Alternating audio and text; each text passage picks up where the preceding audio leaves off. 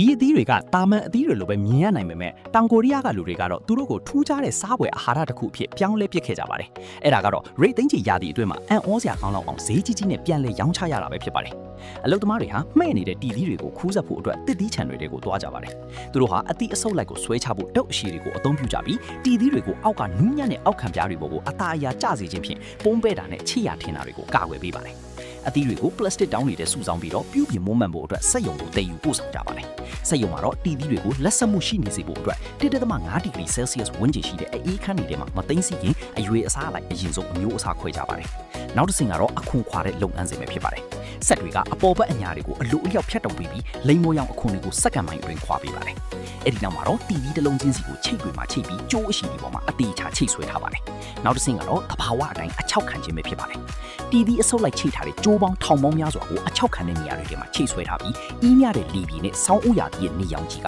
ရက်ပေါင်း60ကျော်အတွင်းအသီးတွေကိုတဖြည်းဖြည်းခြောက်တွေ့သွားစေပါတယ်။နောက်ဆုံးမှာတော့ခြောက်တွေ့သွားတဲ့တီသီးတွေကိုကြိုးတွေပေါ်ကနေဖေရှာပြီးဈေးကွက်ထဲမှာမရောင်းချခင်အမျိုးအစားခွေချကထုတ်ပို့ကြပါတယ်။ဒီလိုဘ ഹു တုဒနားထောင်ဖို့ follow လုပ်ခဲ့ဦးနော်။